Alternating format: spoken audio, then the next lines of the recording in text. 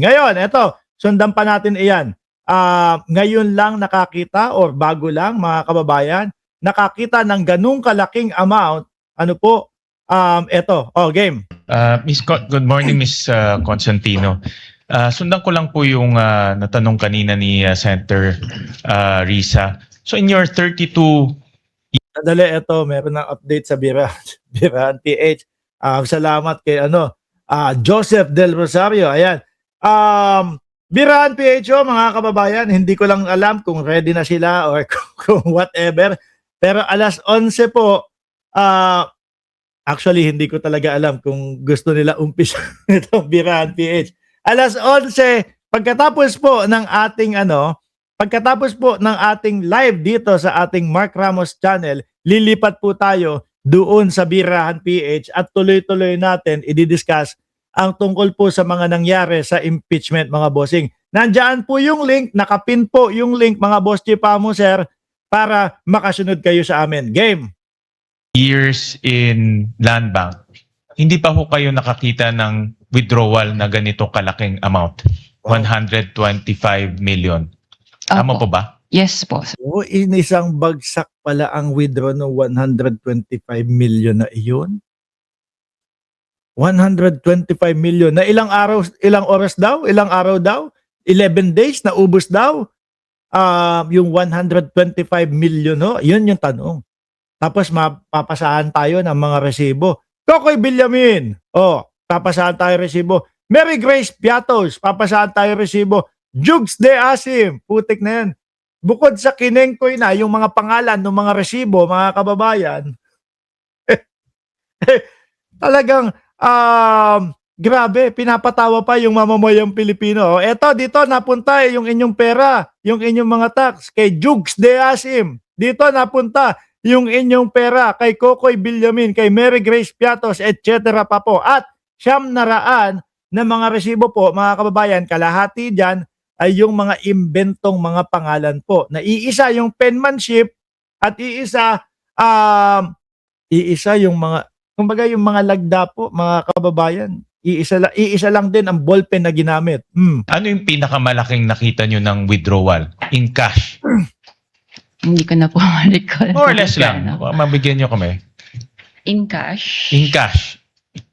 Siguro Yung pinakamalaking nakita nyo na o na-experience nyo na in your mga 32? 500,000 po. 500,000.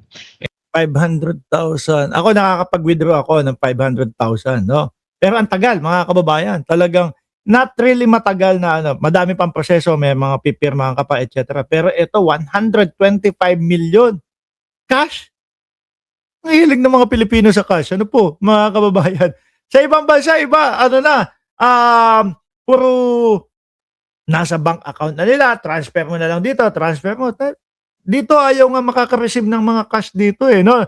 For sure, diyan sa Canada, Ma'am Neng Gigi, ayaw na din makaka-receive ng cash, no? Pero doon sa atin, 125 million cold cash. And next, ito na, 125 million. Yes, sir. Ang Shaw Boulevard, maraming negosyo dyan. No? So I assume maraming mga private companies dyan. May nakita na ba kayong cash withdrawal from a private company na ganito kalaki in the hundreds of millions? Mostly po mga cheque po yung ini-issue nila. Cheque? Meron bang mga cash withdrawal din? Yung mga private companies? Wala po. Wala, puro cheque lang ang ini-issue nila. Opo. Wire transfer, cheque. Yung kumbaga hindi nalalabas yung pera, hindi ka na magdadala ng bulto-bultong mga. Ang tanong, gaano kadami yun? Yung 125 million, dalawang maleta? Kasi sinasabi kada isang maleta naglalaro sa 40 to 60 million. Di ba isang maleta mga kababayan? Wala yatang maleta dito. Nandito na, linagay ko na lahat. So sa mga 2 hanggang 3 maleta. No? O duffel bag. 3, grabe. And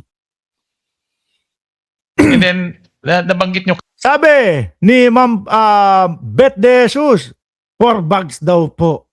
O, di ba? Sabi ni Ma'am Neng Gigi, dito mahigpit sa Canada, matagal ang processing nila. Kanina na 4 na beses pumunta sila Miss Acosta at si Mr. or Or Tonyo sa inyo. Opo. Tama po ba? 4 na beses? Yes, sir.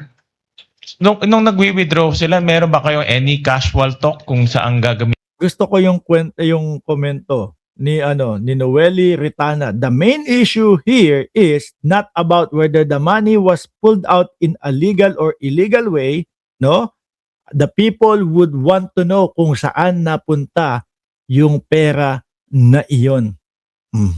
No? Correct ho kayo dyan. itong mga perang ito? Kasi sabi nyo nga kanina, unusual, ngayon lang kayo nakakita, hindi ba nagkaroon Hindi, sabi naman yata nila Robin Padilla tsaka yung defense lawyer, tsaka yung mga defense judge. Siguro mas okay na defense judge na lang ang tawag natin sa kanila ho. Ano? Mas okay na ho yun. Kasi gano'n naman po yung napapansin at nakikita natin at ipinapakita ho nila sa atin, no? Na sila ay dumedepensa sa kampo ng Vice Presidente. Sabi naman po ng mga defense judge, unusual, hindi ibig sabihin na illegal, di ba? Pero ang tanong ng mamamayang Pilipino, saan niya napunta yung pera na iyon? kayo ng konting parang casual talk sa pangatlo o pang-apat na pagkita ninyo kung saan gagamitin tong perang to? Hindi ko na po ma-recall, Your Honor. I'm sure nag-uusap kayo, di ba? Yeah, brief talk. Brief talk, mayroon bang nasabi kung saan gagamitin itong perang ito? Hindi ko na nga po maalala. Sorry Ay, po. Hindi nyo na maalala. Okay. And then, kanina nasa tanong rin ni Senator Bam, typically, rini-report to sa AMLAC eh. No? Yung mga ganitong kalaking amount. Na-report nyo na ba? Na-report nyo ito? Hindi yung detalye. Ang tanong lang naman kung na-report yung ganitong kalaking cash withdrawal sa AMLAC. Gusto kong basahin yung mga ganito eh. Sabi ni Danny Ancheta, baka 3 bag na mahahaba yung duffel bag. Sabi ni Priscilla Leong, as a former banker employee, what Sarah did fall under suspicious transactions. So, she need to explain where she brought the money, no? Bakit din niya nasagot? Ang tagal na din ho na tinatanong yan, mga kababayan. Lagi nilang sinasabi, ito na daw po yung pagkakataon para sagutin nila. At ito yung tamang lugar para sagutin nila. Biruin mo ha. 1.5 taon din ho, mga kababayan. Kung ako ang tatanungin nyo at ako ang nasa sitwasyon ng Vice Presidente at gusto kong pumanig sa akin ang mamamayang Pilipino, at tapos nagpahayag ako na ako ay tatakbo sa pagka-presidente sa 2028, para hindi na umabot sa paghihinala ang mamamayang Pilipino, the moment na itinanong sa akin ito at gustong ipa-explain sa akin ito, tapos alam ko sa sarili ko na ginastos naman na maayos, no?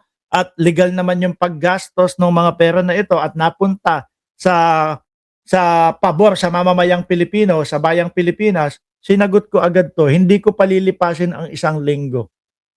No? Baka kung ako, inimbitahan ako ng Congress, mga kababayan, tapos sinabi nila, sa susunod na linggo, iimbitahan ka namin, pumunta ka para i-explain itong mga confidential funds. Baka sabihin ko pa, halika ngayon ng linggo na ito, total alam ko naman lahat yan at kaya ko idepensa ang aking sarili dyan.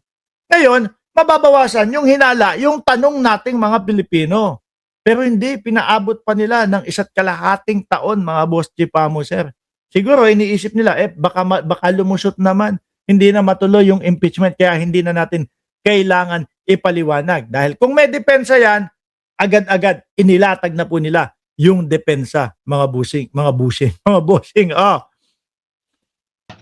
Ang alam ko po, ang Land Bank naman po ay compliant po sila when it comes to reporting po. So, nare-report siya. Compliant po kami doon. Alright, thank you. Lalo na, yan, tanungin ninyo yung mga vloggers, mga Boss Chipamo, sir. Kapag may transaction, hindi ho ako, kasi hindi naman ako yung ganong, sila Chris Ulo, sila Boss Mike Cervera, si Mima Alicia. Sumalangit nawa ang iyong kaluluwa, kaibigan dyan. Pero kasama si Mima Alicia, hindi ho bababa ng 250,000 yung mga sinusweldo niyan. At the moment na sa una pa lang, tatanungin na, saan po nanggaling ito? Madami na yan, mahaba na yan, hahanapan ka ng bakit may pumasok sa yung ganitong pera? At ganun din po sa paglabas nun. Saan gagamitin itong pera? Bakit lalabas yung ganito? Ganyan. Ganun din ho iyon, mga kababayan. No? Oh. Thank you, Mr. President. Tsaka ano yun, ine-explain naman nila na kasi baka tanungin ng AMLAC, no? Kung nasaan itong mga ito at kung bakit may pumasok at kung bakit may lalabas na ganito. Ganun ho yun, mga bossing. Ako, ilang beses ba? Isa. Tapos dumalawa. No? Kasi yung una, parang lagpas 500,000, lagpas $10,000 yung una. Ano? Tapos po mangalawa yun, lumagpas ng 1,000,000 naman, mga bossing. Yun. Pero kapag kayong, okay, meron kang proof, may naipakita ka, etc., etc., tuloy-tuloy na lang po iyon. Di ba, ma'am? Nasaan si ma'am na banker, dating banker dyan? Presiding Officer. Oo, pati po yung yung negosyo ko dito sa Cayman Islands, no? Aalamin po nila yan, kukunin nila yung business permit, kukunin nila yung etc. Titingnan nila kung talaga ba ito yung pumapasok doon sa bangko ko dito para makapagpadala ako ng pera papunta diyan sa Pilipinas. Lahat po yan, mga kababayan. At ganun din po yung paglabas.